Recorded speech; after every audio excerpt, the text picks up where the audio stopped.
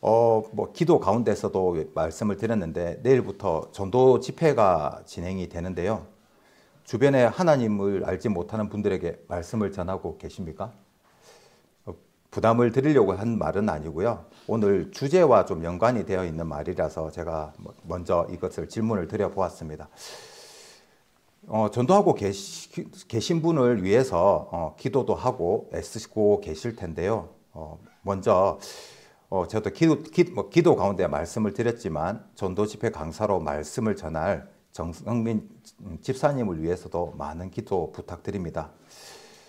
일주일간 전도 집회에 참석하기 위해서 또 함께 기도로 동역하고 계시고 교회 청소나 식사 준비 그리고 전도 집회를 위해서 보이지 않는 곳에서 수고하고 이제 수고하실 또 형제 자매님들이 계실 텐데요.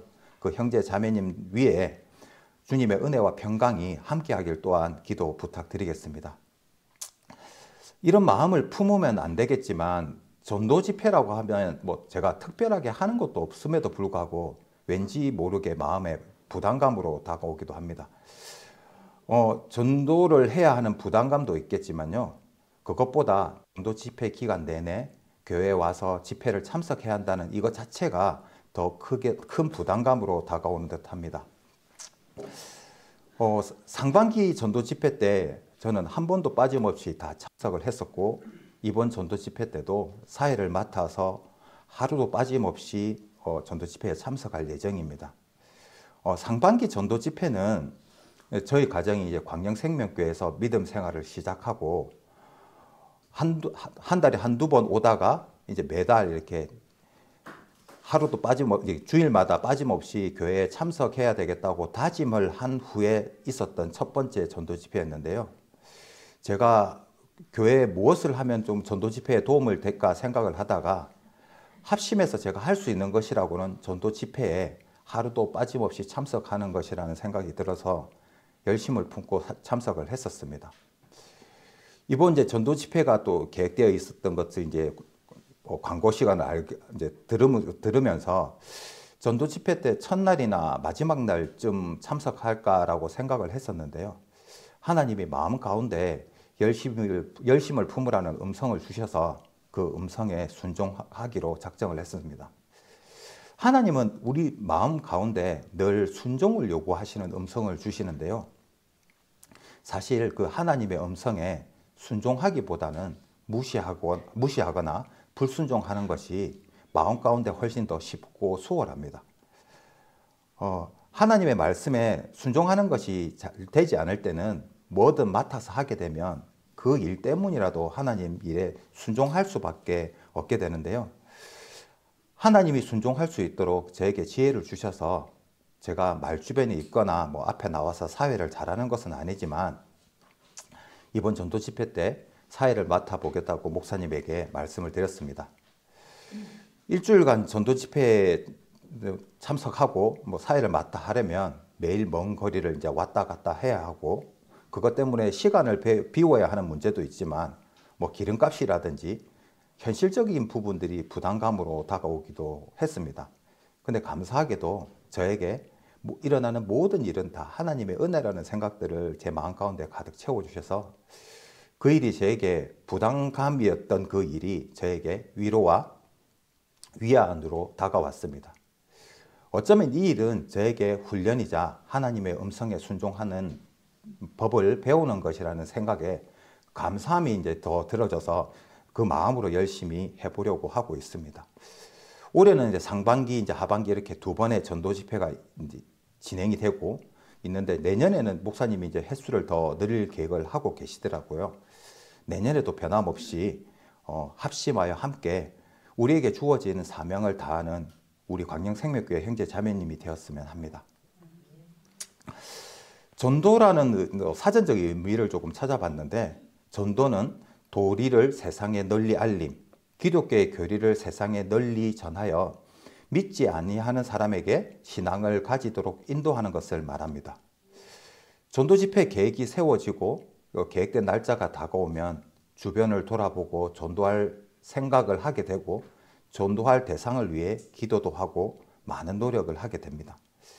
가족이나 지인, 주변의 사람, 직장 동료 등 한 영혼을 전도하기 위해서는 우리는 짧게 하루나 이틀, 길게는 몇십 년 동안 노력을 하기도 하는데요. 잘 알고 계시듯이 전도는 전도 집회나 특정한 날에만 하는 것은 아닙니다. 전도는 우리 일상 가운데서 시작이 되어야 하는 것인데요. 우리 일상생활에서 전도가 시작된다는 이러한 인식을 가지지 못하면 전도 현장에서 말 한마디 건네어 보는 것은 쉽지만은 않은 일이 됩니다. 우리는 사회라는 울타리 속에서 많은 사람과 어울려 살아가고 있습니다. 우리의 일상생활의 모습은 때때로 전도하는 데 도움이 되기도 하지만 많은 걸림돌이 되기도 하는데요. 나의 모습이 다른 사람들에게 어떻게 비춰지는가에 따라 전도를 하기 위해 말 한마디 건넬 수 있는가 없는가 하는 결과로 이어지기도 합니다.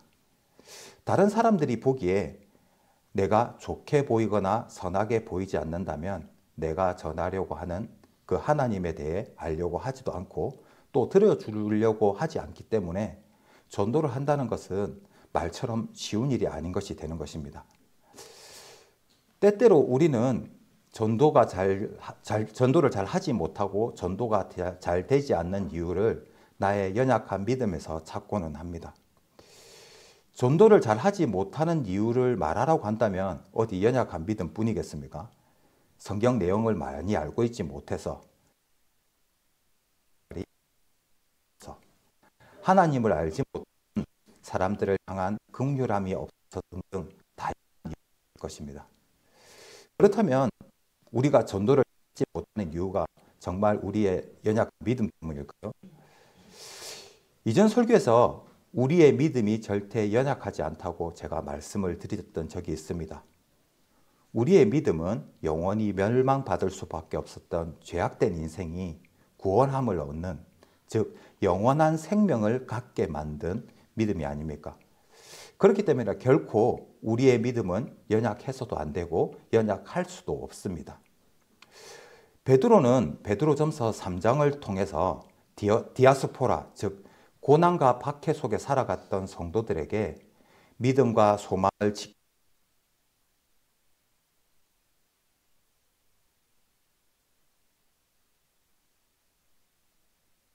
정에 관한 설명으로 전도가 이루어지기 위해서 선결되어야 하는 조건과도 같은 것입니다.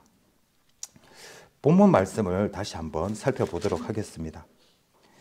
너희 마음에 그리스도를 주로 삼아 거룩하게 하고 너희 속에 있는 소망에 관한 이유를 묻는 자에게는 대답할 것을 항상 예비하되 온유와 두려움으로 하고. 15절 시작 부분에 너희 마음에 그리스도를 주로 삼아 거룩하게 하고, 이 구절은 구약 이사야서 8장 13절에 만군의 여호와 그를 너희가 거룩하다 하고 그로 너희의 두려워하며 놀랄 자를 삼으라는 그 이사야 말씀을 베드로가 인용한 것입니다.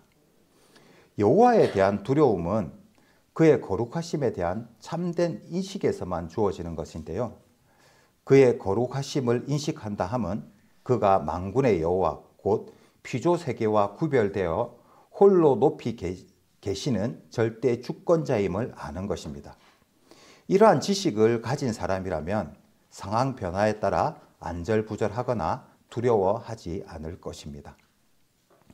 하나님을 두려워한다는 것은 그분을 무서워하는 것을 의미하는 것이 아니라 경외함으로 그 앞에 있는 것, 그분을 신뢰하고 사랑하는 것이며 기쁨으로 그분의 임재 가운데로 들어가는 것을 의미합니다. 이사야 8장 13절에서 주는 만군의 여호와를 가리키는 것이었으나 여기 베드로전서에서는 그리스도에게 적용되어 그리스도를 주로서라는 의미입니다.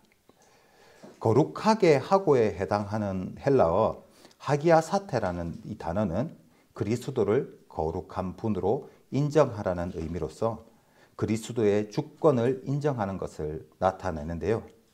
그리스도인은 마음에서 그리스도를 주로 인정할 뿐만 아니라 모든 사람 앞에서 자신을 불러주신 거룩하신 예수 그리스도를 알려야 하는 것입니다.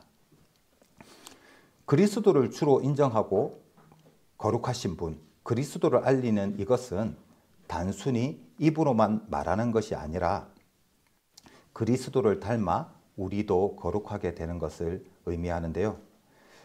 베드로는 전도를 단순히 말로 하는 것이 아니라 삶을 통해 드러나는 복음이라고 강조합니다.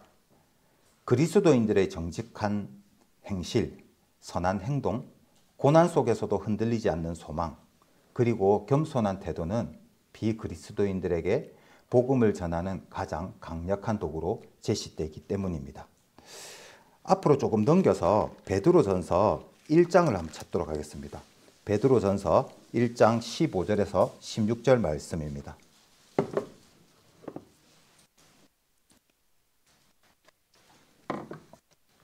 베드로전서 1장 15절에서 16절 말씀입니다. 찾으셨는 줄 알고 읽도록 하겠습니다. 오직 너희를 부르신 거룩한 자처럼 너희도 모든 행실에 거룩한 자가 되라. 기록하였으되 내가 거룩하니 너희도 거룩할지어다 하셨느니라. 아멘. 여기에서 거룩한 자는 70인역에서 하나님을 지칭할 때 사용했는데 이 칭호는 거룩한 자 혹은 이스라엘의 거룩한 자로 사용되었습니다. 이것은 하나님의 정결함과 도덕적인 완전함을 시사하고 있습니다. 하나님은 사람들을 과거에 처해 있던 어둠에서 광명한 빛으로 부르셨으며 하나님을 닮은 거룩한 자가 되기를 원하시는데요. 사람은 하나님의 형상으로 창조되었으나 죄로 인하여 그 형상을 잃어버렸습니다. 복음은 사람에게 그 신성한 형상을 회복하고 창조주처럼 거룩하게 하는 목적을 두고 있습니다. 진실한 그리스도인은 행위의 표준을 분명하게 하고 그 표준의 포괄적 특성에 주목하여 모든 행실을 거룩하게 하고 삶의 모든 면이 신성해야 합니다. 거룩한 자가 되는 것은 하나님의 은혜로 우리를 거룩하게 하신 이유와 목적을 베드로는 설명을 하고 있는데요. 여기를 잠시 잡아두시고 한 장만 넘겨서 베드로전서 2장 9절을 한번 보도록 하겠습니다.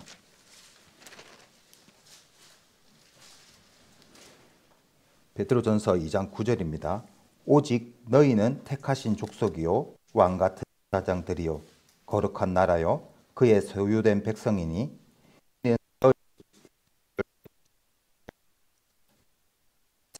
하시다의 아름다운 덕을 선전하게 하려 하심이라. 아멘. 베드로는 하나님을 믿는 자들의 신분적 특권에 대해 네 가지로 언급을 하고 있습니다. 택하신 족속이요. 이 특권은 이사야서 43장 20절을 인용해서 그리스도의 구속의 피로 말미암는 그리스도인의 영적 신분을 시사하고 있습니다. 여기에서 족속의 헬라어 게노스는 혈통, 출생을 가리키는데요. 유대인들은 아브라함의 육적 혈통의 후손으로 하나님의 택하신 족속이었다고 자랑하였으나 진정한 택함을 받은 족속은 혈통이나 민족의 차별 없이 그리스도 안에서 그와 연합을 통해 영적으로 새롭게 태어난 그리스도인들입니다. 따라서 이 구절은 그리스도의 피로 맺은 영적 이스라엘을 의미합니다. 왕같은 제사장들이요. 이 특권은 출애굽기 19장 6절을 인용해서 왕정의 제사장, 곧 왕에게 속하여 왕을 섬기는 제사장을 의미하는 것으로 왕을 위한 봉사자가 되며 왕의 소유가 되는 것입니다. 거룩한 나라요. 거룩한 나라 이 특권 또한 출애굽기 19장 6절을 인용하였는데요. 이것은 그리스도인의 현재 직책이 이스라엘 민족을 대신하고 있음을 나타냅니다. 거룩한은 구별되어 하나님께 드린 것을 나타내는 말로 그리스도인들은 하나님께서 쓰시고자 선별하신 존재임을 시사하고 있습니다. 그의 소유된 백성이니 이 특권은 출애굽기 19장 5절, 이사야 43장 21절, 말라기 3장 17절의 말씀을 인용한 것으로 소유된에 해당한 헬리포이에신이란 이 단어는 특별한 대가를 지불하고 획득한 것을 나타내는데요. 그리스도인은 하나님께서 자신의 독생자이신 그리스도의 희생으로 사셔서 그의 자녀로 삼으신 언약 백성입니다. 이는 너희를 어두운 데서 불러내어 아름다운 덕을 선전하게 하려 하심이라.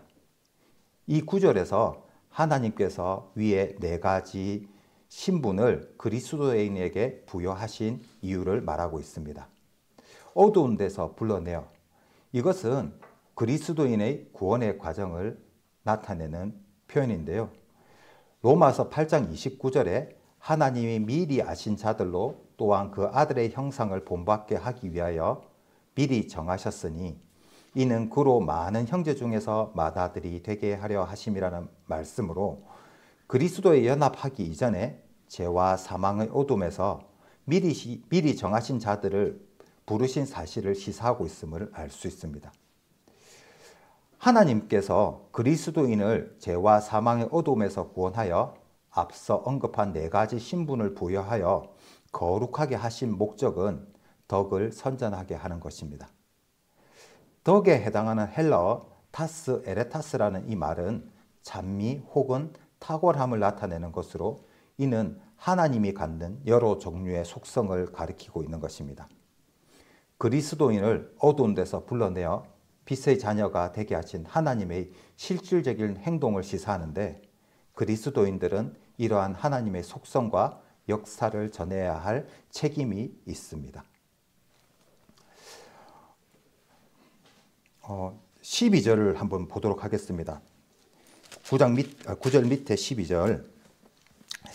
너희가 이방인 중에서 행실을 선하게 가져 너희를 악행한다고 비방하는 자들로 하여금 너희 선한 일을 보고 권하시는 날에 하나님께 영광을 돌리게 하려 함이라. 아멘.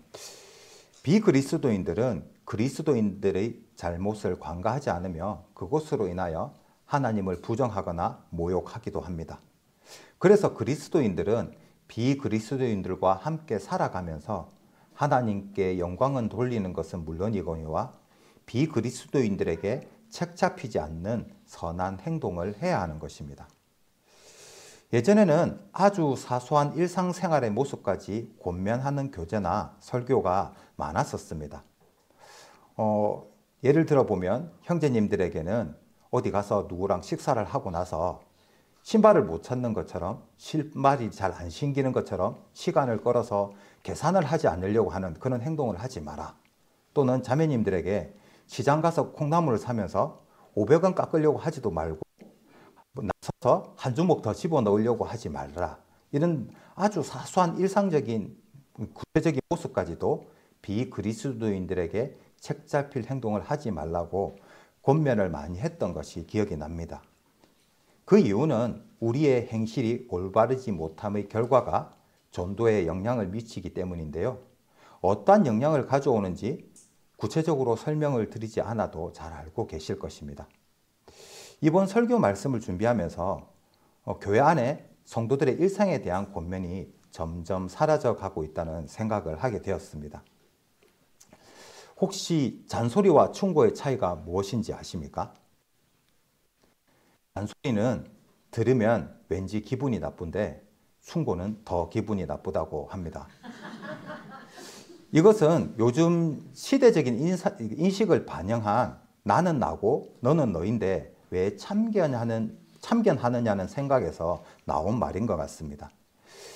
권면이 충고가 아님에도 불구하고 충고라고 생각해서 권면을 기분 나쁘게 받아들이는 성도님이 계셔서 그런 것일까요? 아니면 성도들의 일상 가운데 하나님의 거룩하심과 선하심이 잘 나타나 있어일까요? 이유는 알 수 없지만 분명한 것은 점점 교제 가운데든 설교에서든 일상생활에 대한 권면이 점점 사라져가고 있다는 것입니다. 남들에게 책 잡힐 행동을 하지 않는 것, 즉 선한 행위는 이방인들에게 복음을 간접적으로 전하는 방법입니다. 그리스도인의 거룩하고 올바른 삶은 하나님을 잘 알지 못하는 자들에게 복음의 진리를 증명하고 이방인으로 하여금 하나님에 대한 그들과의 관계도 생각해보고 고려하게 하는 것입니다. 아까 잡아두었던 베드로전서 1장 15절로 다시 돌아가도록 하겠습니다.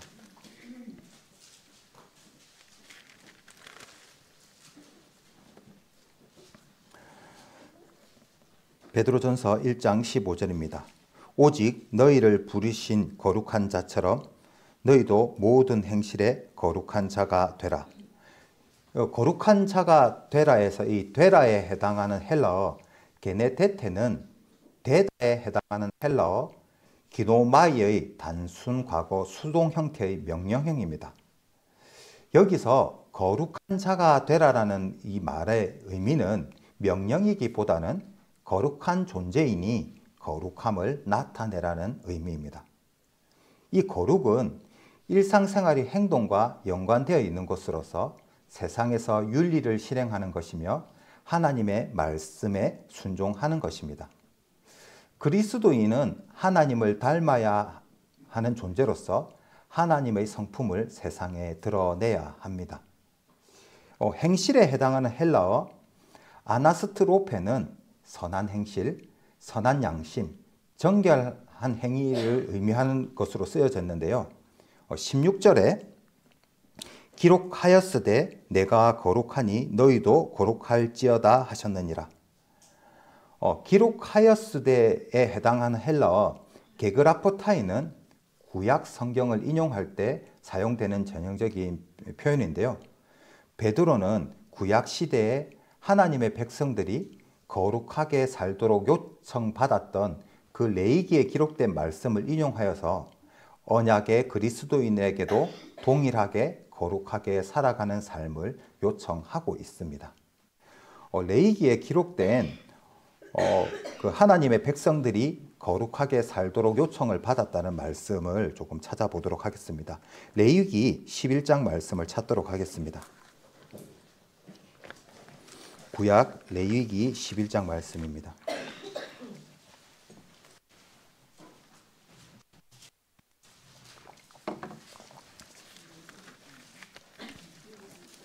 레위기 11장 44절 말씀입니다.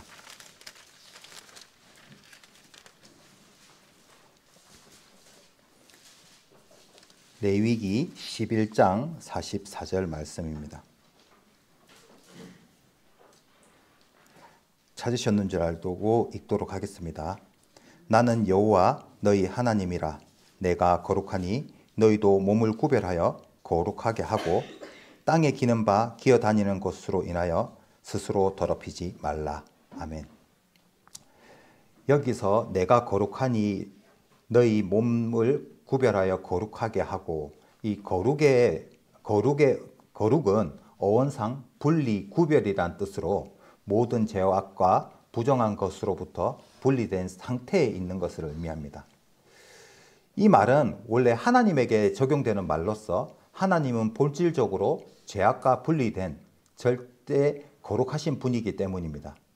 그러나 나아가 이 말은 하나님에게 속한 모든 물건이나 사람에게까지 확대 적용되었습니다.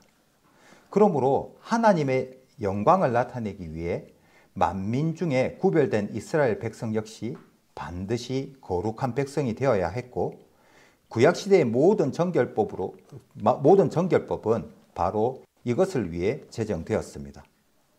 이 본절에서의 의미는 모든 제약되고 부정한 것으로부터 자신을 분리시켜주는 이 정결법을 잘 지킴으로 인해서 외적 정결 상태에서 내적이고 영적 정결 상태로 승화되어 나아가는 말입니다. 이때 와서 거룩한 자는 바로 예수 그리스도의 속죄 사역을 믿는 성도들을 가리키는 말이 되었는데요. 거룩한 자로 구별되어 있다는 것은 곧 하나님의 특별하신 은총 안으로 들어가는 것을 의미합니다. 조금 뒤로 넘겨서 레위기 19장 말씀도 한번 찾아보도록 하겠습니다. 19장 2절 말씀입니다.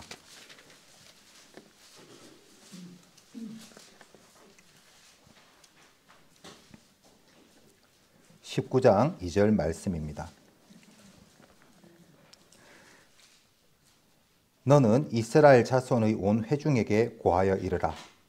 너희는 거룩하라. 나 여호와 너희 하나님이 거룩함이니라. 아멘. 레위기 19장에 언급되어 있는 규례와 법도를 지켜야 할 대상으로 그 대상이 구체적으로 지적이 되고 있고, 그 대상은 구약시대 당시에 이스라엘 자손의 온 회중이었습니다. 이 규례는 반드시 그들에게만 국한된 것이 아니라 그리스도를 구주로 고백하는 모든 성도에게까지 확장이 됩니다. 오늘날 성도들은 본 규례 속에 내포되어 있는 근본 정신을 깨달아 삶의 정령력에서 이를 실천해야 하는데요.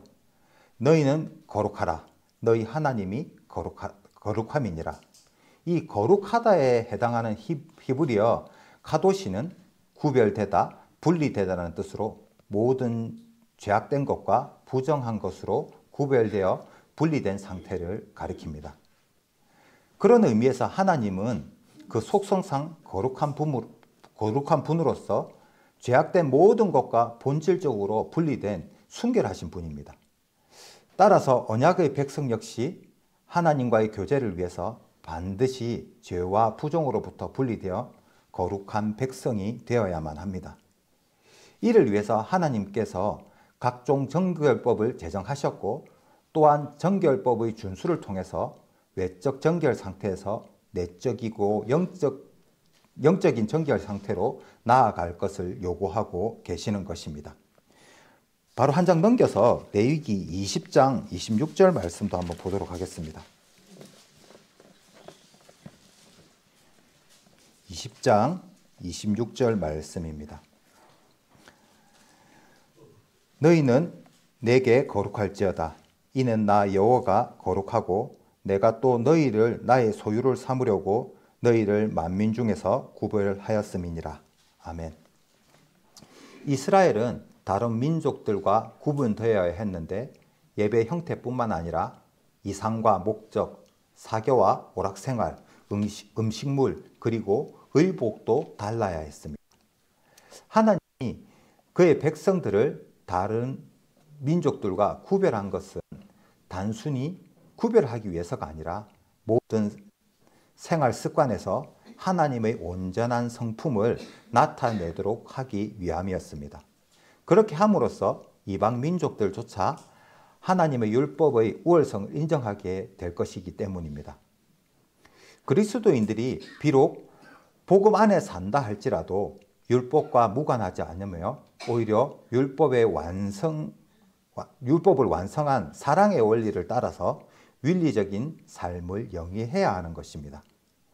하나님의 백성이 거룩하게 살도록 요청받은 이유는 거룩한 하나님께서 당신을 닮아가도록 부르셨기 때문입니다. 하나님의 성품을 담는 거룩한 그리스도인의 삶은 전도함에 앞서 성결되어야 하는 과제이기도 합니다. 다시 본문 말씀 베드로 3장 15절로 돌아가도록 하겠습니다. 베드로전서 3장 15절 말씀입니다.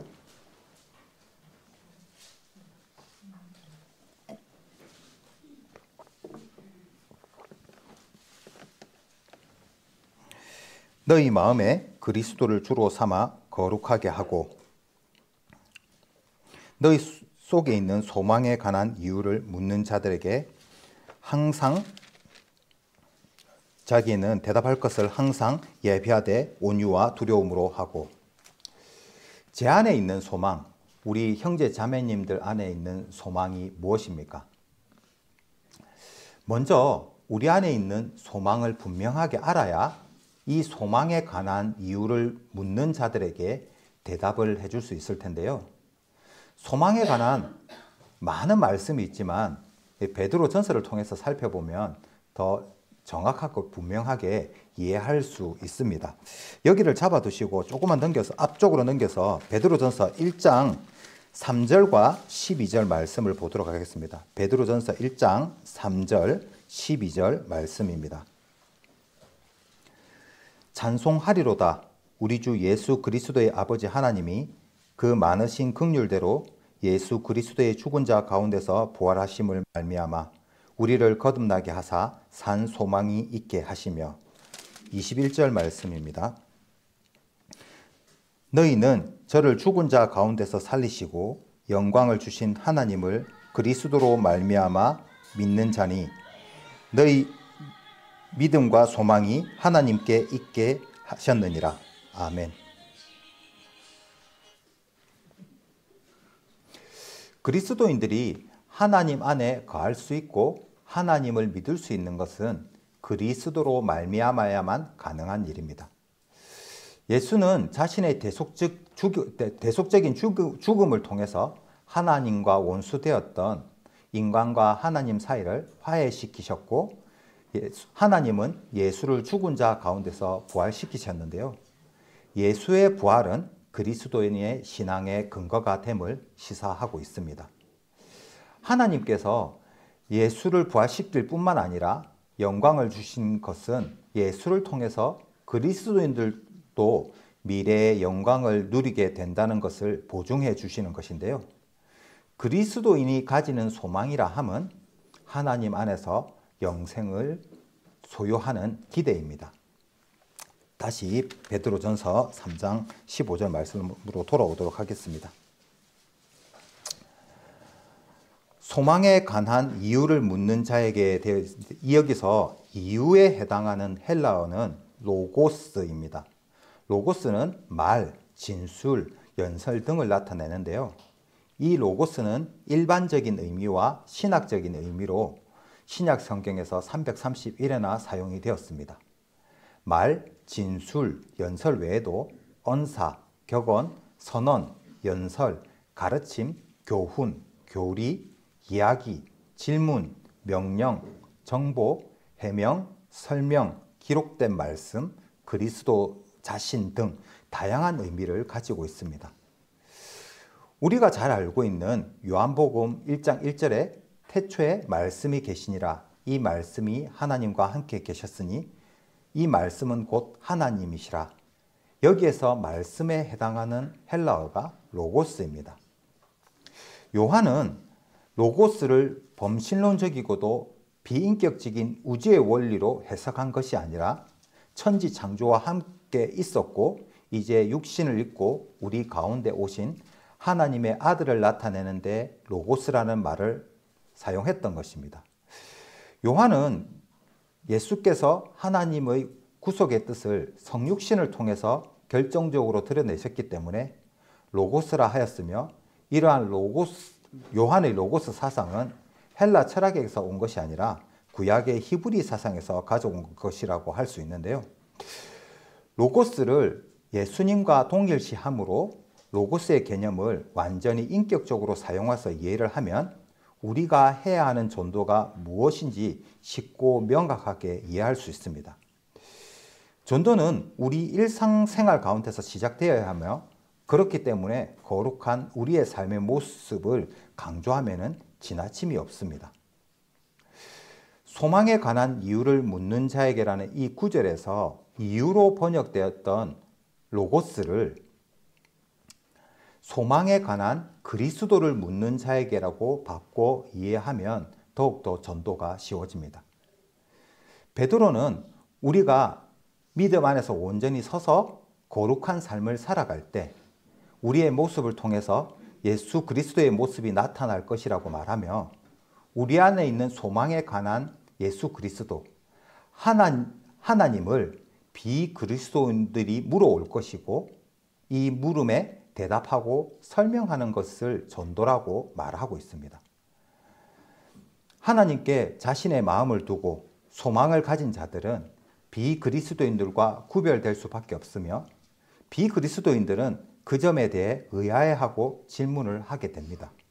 그때 그리스도인들은 진리의 수호뿐만 아니라 그것을 분명하게 설명할 수 있어야만 합니다. 대답에 해당하는 헬라어 아폴로기안이라는 단어의 뜻은 본래 재판석상에서 공식적으로 변호할 때 사용되었던 용어입니다. 이 법정 용어가 사용이 된 것은 단순히 공식적으로 답변의 요건을 갖추라는 의무라기보다는 어떤 사람, 어떤 상황에서 답변할 수 있는 만반의 준비를 갖춰야 함을 강조하는 것입니다. 온유와 두려움으로 하고 베드로는 대답할 것을 예비하되 온유와 두려움으로 할 것을 강조하고 있습니다. 온유에 해당하는 헬라어 프라위테토스는 태도를 변화시켜 하나님을 신뢰하는 성품이며 두려움에 해당하는 헬라어 포부는 하나님을 경외하는 마음입니다. 그리스도인들은 많은 사람들의 질문에 대한 답변으로 변론하는 과정에서 자기 주장이나 감정으로 하지 않고 하나님 앞에서 온유함과 두려운 마음으로 합당한 진리만을 말하도록 해야 하는 것입니다. 혹시 오늘 본문 말씀처럼 주변에서 우리에게 있는 소망에 관한 이유를 물어오는 사람들이 있습니까? 제 취미가 자동차 광택을 내는 거여서 세차도 자주 하고 세차를 취미로 하는 사람들이 모여있는 인터넷 카페에서 활동을 하면서 자동차 세차나 광택에 관한 정보들을 공유를 하고 있습니다. 그 카페에서 자동차에 관한 것뿐만 아니라 제가 하고 있는 정기적인 헌혈이나 기부 활동들을 공유함으로써 많은 사람들에게 선한 영향력을 전달하려고 노력을 하고 있는데요. 인터넷 카페에서 접하게 된 많은 사람들은 실천하기 힘든 헌혈이나 기부 활동을 하는 사람으로 선하고 착한 사람으로 평가는 하진 않지만 책 잡힐 만한 행동을 하지 않는 사람으로 평가를 하시는 듯 합니다. 그렇게 활동을 하면서 집이 때문에 종종 만나게 되는 사람도 있고 세차를 하고 식사를 하는 사람도 있는데요. 얼마 전에 저와 동갑인 분과 세차를 끝내고 식사를 하게 되었습니다. 그분은 제가 교회를 다닌다는 사실을 알고 처음에는 저와 가까이 지내려고 하지 않았다고 했습니다. 그런데 제가 하는 여러 활동들을 보면서 자기가 기존에 알고 있었던 여느 교회를 다니는 사람과는 다르다는 생각이 들어서 그때부터 가까이 하고 싶어졌다고 하셨는데요.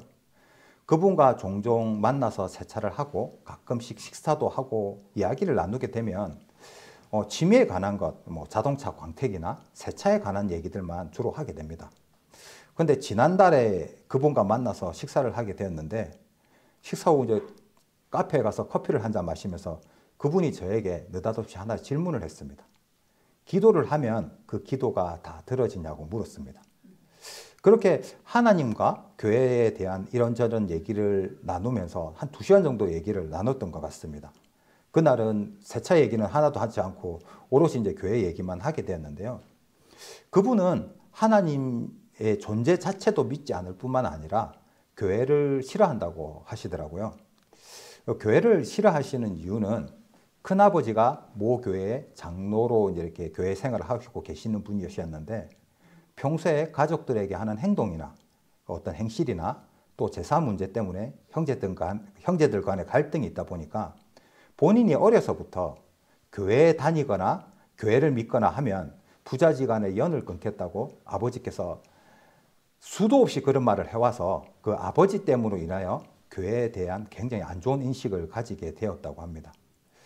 또 그분의 직업이 건설 쪽에 일을 하다 보니까 저희 정영공 전도사님처럼 대부분 타 지역에서 이렇게 생활을 하고 계셔서 휴일이면 이제 빨래방에 가서 보통 대부분 시간을 조금 보내시는데 그때 전도를 하러 오시는 분들을 만나게 되는데 그분들이 본인의 의사와는 전혀 상관없이 지속적으로 와서 권하고 하니까 그렇게 귀찮은 일들을 겪으면서 안 그래도 교회에 대한 안 좋은 인식을 가지고 있었는데 점점점 그 교회에 대한 안 좋은 인식을 갖게 되어서 이제는 교회를 다니는 사람은 상종을 하면 안 될 사람이라고까지 생각을 했다고 하시더라고요.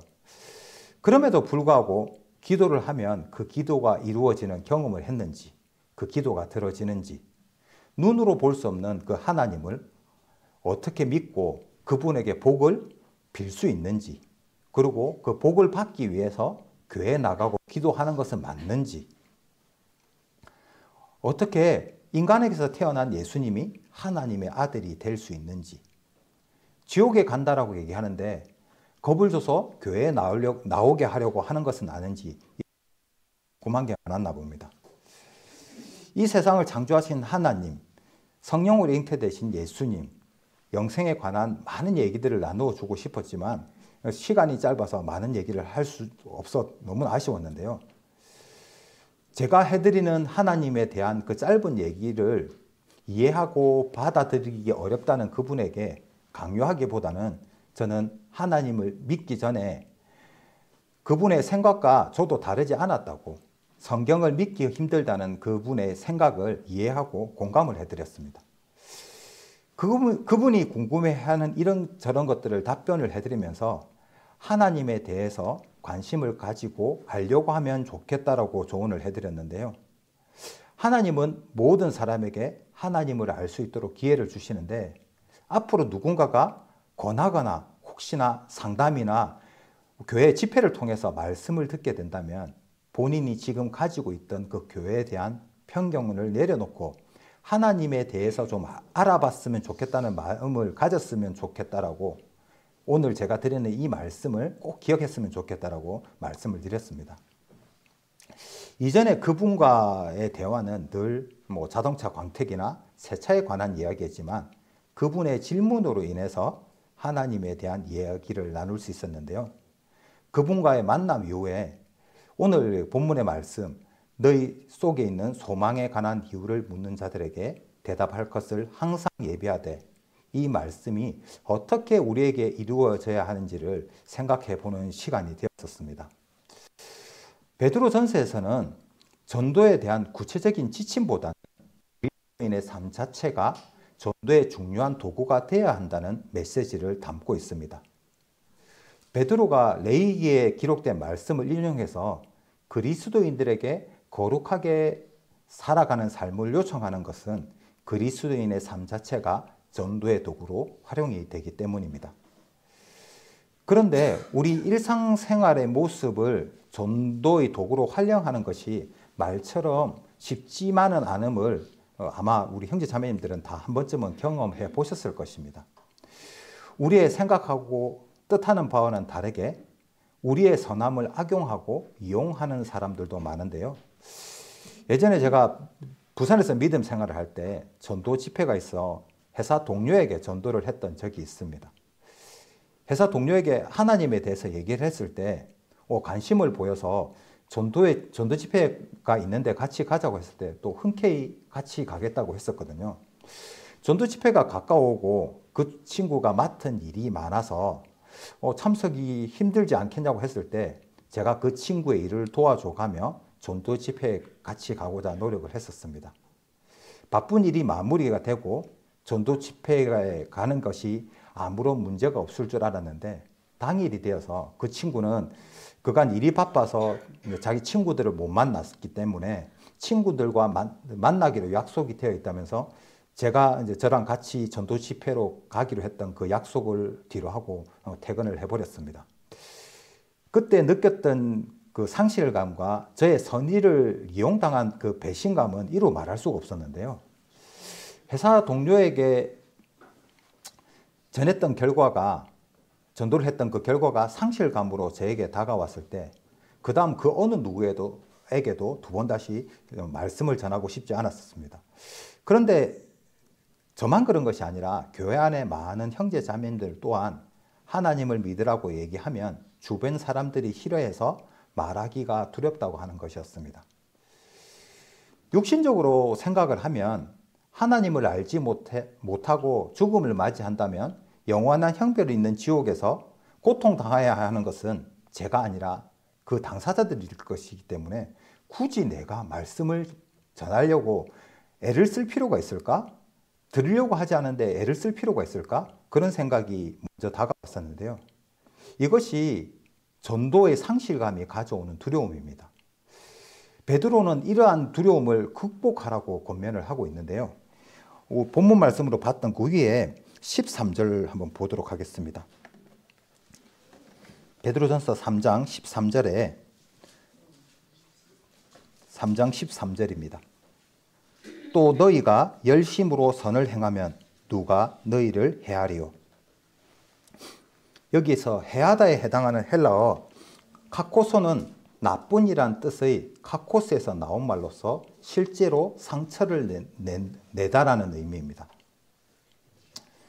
13절은 하나님의 눈이 의인을 향하시고 또한 하나님의 귀가 의인의 간구를 들으심으로 열정을 갖고 선행을 하는 자들이 해를 당하지 않는다는 의미인데요. 그러나 이것은 선을 행하는 자들이 세상에서 전혀 해를 당하지 않는다는 의미가 아닙니다. 종말론적인 차원에서의 해석으로는 육체적인 것은 해칠 수 있지만 근본적인 영혼까지는 해칠 수 없는 것이며 믿음의 사람에게 육신적으로 해를 가한다 할지라도 묵묵히 참고 선을 행하면 하나님의 승리가 보장됨을 시사하는 것입니다. 그 밑에 14절 그러나 의를 위하여 고난을 받으면 복이 있는 자니 저희의 두려워함을 두려워 말며 소동치 말고. 제가 지난번 설교에 복에 대해서 잠깐 언급하면서 이 의를 위해서 고난을 받는 것에 대해서 설명을 해드렸는데요. 베드로 역시 마태복음에 기록된 예수님께서 말씀하신 팔복을 인용해서 실제적으로 일어날 확실한 박해를 암시하고 있습니다. 의를 위해 고난을 받는다는 말은 물론 까닭없이 고난을 받는다는 사실을 의미하기도 하지만 사실 그 이상을 의미하는 것입니다. 하나님의 계명을 지킴으로 고통당하는 것, 우상에게 절하거나 불의와 타협을 거부하는 일로 고통당하는 것, 그리고 하나님의 나라와 복음의 확장을 위해 진력하다가 고초를 당하는 것, 예수의 이름 때문에 명예가 실추되고 사회적, 정치적, 경제적 통제를 받는 것 등을 의미합니다. 그리스도인들에게 경건하게 살고자 하는 자가 그리스도인들 안에는 경건하게 살고자 하는 자가 핍박을 받게 되는데 핍박의 시련 속에서도 하나님의 은혜의 의로 굳게 선 그들은 큰 복, 천국이 그들의 것이 되는 것입니다. 저희의 두려워함을 두려워 말며 소동치 말고 베드로는 이사야서 8장 21절을 인용해서 어떤 상황에서든지 주께 헌신하는 자들이 흔들리지 않고 확고하게 서는 것을 강조하고 있습니다. 우리 형제 자매님들은 전도를 어떻게 이해하고 계십니까? 지금까지 전도는 사전적인 의미로 하나님을 믿어보라고 권하는 것, 하나님의 말씀을 전하는 것으로만 이해했던 것 같습니다. 하나님이 살아계셔. 하나님이 이 세상을 창조하셨대. 최초의 인간이 죄를 지어서 우리도 죄인이 되었는데 예수님이 이 땅에 오셔서 우리 죄를 없이해 주셨대. 천국과 지옥이 있는데 죽으면 끝이 아니라 죄가 있으면 지옥, 죄가 없으면 천국에 가는 거야. 이런 많은 말들로 우리는 전도를 하지만 이런 말로는 믿지 않는 사람들에게 신앙의 합리성과 진리성을 설득하기란 매우 어렵습니다. 지금까지 전도의 의미가 사전적인 의미에만 머물러 있다면 이제는 좀 더 확장되어 이해될 필요가 있는데요. 전도는 우리 일상에서 시작되는 것, 우리의 삶의 모습을 통해 전하는 것을 넘어 우리의 믿음을 증명하는 것으로 확장되어 이해되어야만 합니다. 즉 전도는 우리 안에 있는 소망을 우리가 가지고 있는 믿음이 무엇인지 증명할 수 있도록 준비되고 증명할 수 있는 것을 말합니다. 고린도후서 13장을 한번 찾도록 하겠습니다. 고린도후서 13장 5절 말씀입니다.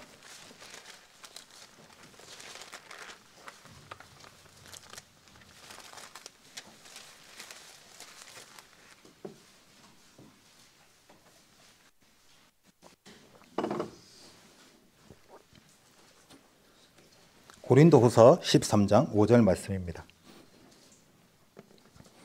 찾으셨는지 알고 읽도록 하겠습니다. 너희가 믿음이 있는가? 너희 자신을 시험하고 너희 자신을 확정하라. 예수 그리스도께서 너희 안에 계신 줄을 너희가 스스로 알지 못하느냐? 그렇지 않으면 너희가 버려온 자니라. 아멘. 믿음은 교리적인 의미가 아니라 실제적인 의미의 믿음을 말합니다. 사도 바울은 하나님과의 개인적인 관계와 그리스도를 주님과 구주로 믿는 믿음에서 나오는 신뢰와 거룩한 열성에 관한 깊은 확신에 대해 말하고 있습니다.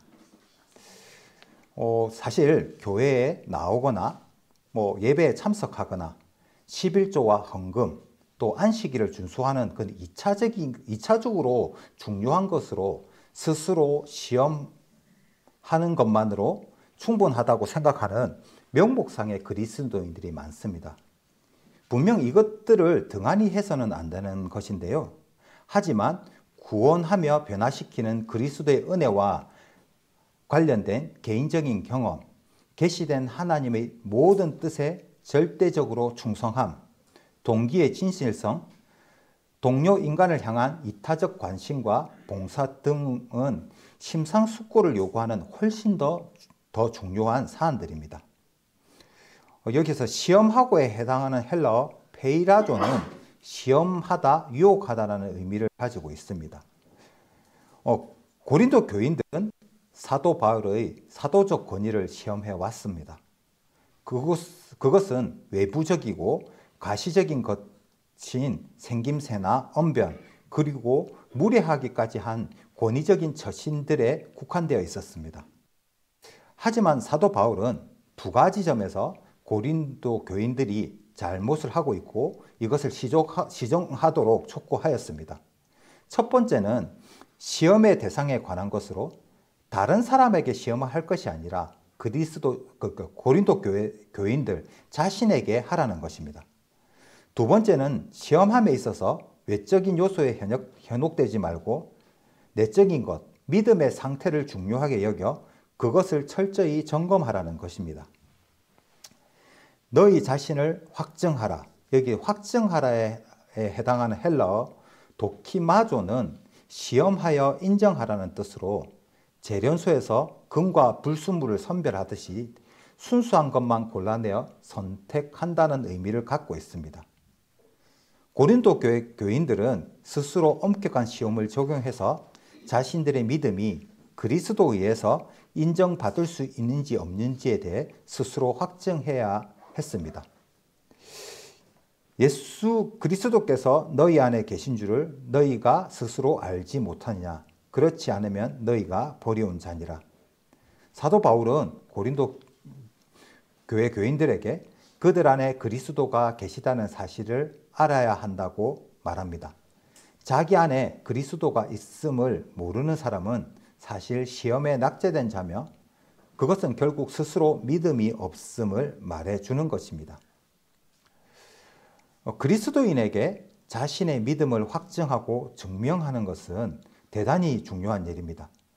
자신의 믿음을 증명하는 것, 즉 타인에게 나의 믿음을 증명하는 일은 예수 그리스도를 합리적이고 논리적으로 설명하는 일이며 예수 그리스도를 증거하고 증인으로서의 사명을 다하는 일이기 때문입니다. 이것을 신학적으로는 변증 또는 변증신학이라고 말을 합니다.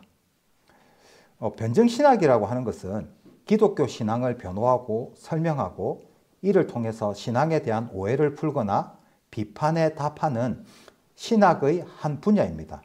쉽게 말하면 기독교를 왜 믿어야 하는가에 대한 논리적이고 체계적으로 설명하는 학문이 바로 변증신학입니다. 이 변증신학은 기독교에 대한 비판이나 의문에 대해 답하고 우리의 신앙을 보호합니다. 그리고 기독교를 믿지 않는 사람들에게 신앙의 합리성과 진실성을 설득력 있게 전달하고 신자들이 자신의 믿음을 더욱 잘 이해하고 타당성을 가질 수 있도록 돕습니다. 변증은 흔히 하나님의 존재에 대한 논증을 전개하는 것이라고 이해되지만 실제로는 좀 더 광범위하고 풍부한 작업입니다. 이 변증은 기독교 신앙의 진리와 신뢰성을 확증하며 아름다움과 선함, 진리에 대한 기독교적인 비전을 충실하고 생생하게 소통함으로써 실제에 대한 기독교적인 비전의 풍부함과 깊이를 파악하며 매료시키는 것을 목표로 삼고 있습니다. 이 변증이라는 것은 언제나 기독교 신앙의 중요한 요소였습니다. 초기에 많은 변증가들은 기독교에만의 개토에 머무르는 것을 거부하고 더 넓은 문화 속에서 그들의 비판자들과 씨름하는 것을 중요하게 생각했는데, 그 이유는 오늘의 기독교 비판자가 내일의 신자가 될 수 있다고 믿었기 때문입니다. 변증을 쉽게 이해하려면 이것을 그냥 학문이나 기술적인 것으로 생각하는 것이 조금 더 도움이 됩니다. 변증은 우리에게 신앙적 질문과 토론에 잘 참여하는 방법을 알려줄 뿐만 아니라 신앙에 대한 도전과 씨름하며 외부적 비판적 질문들의 답을 제시될 수 있음을 보여줍니다. 또한 변증은 기독교가 정말 무엇인지, 인간 실존에 어떤 변화를 가져올 수 있는지를 설명하고 기독교적인 사상과 용어를 일상어로 번역하는 일을 합니다. 변증과 전도는 이론적으로는 구별될 수 있지만 실질적으로는 구별하기가 매우 어렵습니다. 많은 이들이 전도의 공간을 마련하는 것으로 변증을 생각하면 유익하다고 말을 합니다. 공간복음에서 세례 요한이 예수 그리스도의 오심을 위해 길을 예비한 것과 비슷하다고 이해를 하시면 조금 더 편할 것입니다. 변증은 신앙으로 향하는 길에 놓여 있는 장애물을 제거하고 공간을 정비하는 일이라고 생각을 하시면 됩니다. 변증은 그리스도 안에 있는 구원의 선포를 받아들일 수 있도록 개연성을 확립하는 것으로, 전도는 누군가를 그리스도인이 되도록 초대하는 일을 말합니다. 조금 더 쉽게 설명을 드리면, 전도는 빵을 나누어 주는 것에 비유해서 조금 설명을 드리면 쉬울 텐데요. 전도는 빵을 나눠주는 것이고, 변증은 먼저 빵이 있다는 것을 설명을 하고 설득을 하고, 다음으로 이 빵을 먹으면 좋다라는 것을 설득해서 이 빵을 받으러 나오라고 초대하고 그 공간을 만들어 두는 일이라고 변증을 이해하면 조금 더 쉬울 것입니다. 전도는 그리스도를 믿지 않는 사람들을 향한 그리스도 안에 있는 구원의 선포입니다. 그들을 회개와 회심으로 나오도록 부르고 죄사함을 선포하고 그리스도인의 지상 공동체에 살아있는 일원이 되어서 성령의 능력 안에서 타인을 위해서 봉사하는 삶을 시작하도록 초대하는 것입니다. 변증은 신앙을 받아들일 때 이성을 포기하는 것이 아니라 확신을 사람들에게 주며 그 길에 놓여 있는 장애물을 넘도록 돕습니다. 자신의 결백함을 증명하지 못하는 범인의 결백함을 믿어주는 판사가 있을까요? 절대 없을 것입니다. 사랑한다고 고백하는 그 사람의 마음이 행동을 통해서 증명되지 않는다면 그 사랑의 고백을 진실이라고 믿어주고 받아주는 사람이 있을까요? 그런 사람도 아마 없을 것입니다. 이처럼 내가 믿는 하나님을, 내가 가진 소망을 말하면서 그것을 증명할 수 없다면 그 어느 누구도 내가 믿는 하나님을 믿으려고 내가 가진 소망을 갖고 싶어 하지 않을 것입니다. 증명하지 못하는 믿음은 맹목적인 믿음이라 할 수 있는데요. 이 맹목적인 믿음은 우리 삶을 통해서 예수 그리스도를 나타낼 수 없을 뿐만 아니라 그 믿음은 우리의 신앙의 토대가 되지 못합니다. 믿음을 증명하고 확증하는 것은 신앙의 토대가 되고, 굳건히 세워진 신앙의 토대는 신앙의 도전을 받았을 때 흔들리지 않도록 버팀목이 되어줍니다. 그리스도인들이 자신이 갖고 있는 믿음을, 자신 마음 가운데 있는 소망을 증명함으로 확증해야만 하는데요. 우리는 우리의 믿음을 증명하고 확증할 수 있는 그 능력 또한 우리는 이미 받았습니다. 앞으로 조금 넘겨서 사도행전 1장 말씀을 조금 보도록 하겠습니다.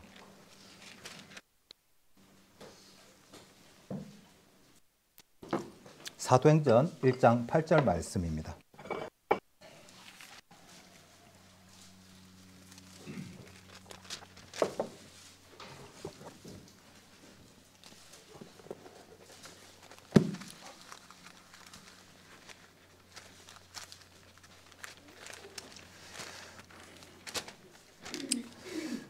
찾으셨는 줄 알고 읽겠습니다.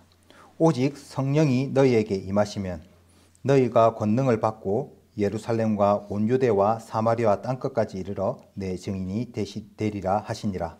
아멘.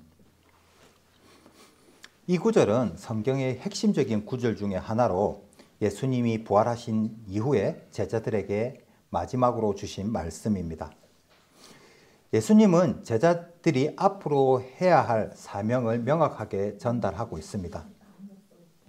성령은 예수님의 부활과 승천 이후 제자들에게 약속된 보혜사입니다. 이는 하나님의 영이 제자들에게 임하여 그들을 인도하고 능력을 주시겠다는 약속을 의미합니다. 제자들이 사명을 감당하기 위해서는 인간적인 힘이 아닌 성령의 도움과 인도하심이 필수적이라는 점을 강조합니다. 여기 권능에 해당하는 헬러 두나미스는 힘, 능력, 능률을 의미하는데 이는 성령으로 인하여 주어지는 초자연적인 능력과 권위를 뜻합니다. 제자들이 복음을 전하는 데 있어서 필요한 모든 능력은 성령으로부터 주어진다는 사실을 강조합니다. 복음 전파는 제자들이 있었던 장소이자 유대교의 중심지에서 예루살렘 지역으로 점차 확장되어 지리적 문화적 한계를 초월한 전 세계의 모든 민족과 이방에게 전해져야 하는 것입니다. 증인은 증언하는 사람으로서 예수님의 죽음과 부활 그리고 복음을 전하는 자로서의 사명을 뜻하는데요. 이것은 단순히 하나님을 믿는 데서 끝나는 것이 아니라 예수님의 사역과 사역을 전파하며 증언해야 하는 책임이 있음을 나타냅니다. 이 책임은 단지 초대교회 제자들에게만 주어진 것이 아니라 오늘날 모든 교회, 모든 그리스도인에게도 적용이 됩니다. 성령의 능력을 힘입어 예수님의 증인이 되는 것은 그 모든 그리스도인의 사명입니다. 우리는 증인으로서 우리가 가진 믿음과 소망을 증명하고 확증해야만 합니다. 우리의 믿음과 소망을 증명하는 방법은 거룩하신 예수 그리스도가 우리 삶 모습 가운데 나타나는 것입니다. 이러한 삶의 모습은 우리의 믿음을 증명하는 동시에 소망에 관한 이유를 묻는 자들에게 답하는 즉 전도가 되는 것입니다. 전도는 다른 사람들에게 믿음을 가질 수 있도록 인도하는 일이기도 하지만 나의 믿음을 증명하고 확증함으로써 신앙의 토대를 세우는 일이기 때문에 소홀히 해서는 안 되는 매우 중요한 일인 것입니다. 성경을 통해서 우리의 삶의 모습을 돌아보고 거룩한 삶으로 소망에 관한 이유를 묻는 자들에게 답할 준비가 된 우리의 삶으로 우리의 믿음을 예수 그리스도를 증거하고 우리의 믿음을 확정하는 광명생명교회 형제 자매님이 되시기를 주님의 이름으로 축원합니다.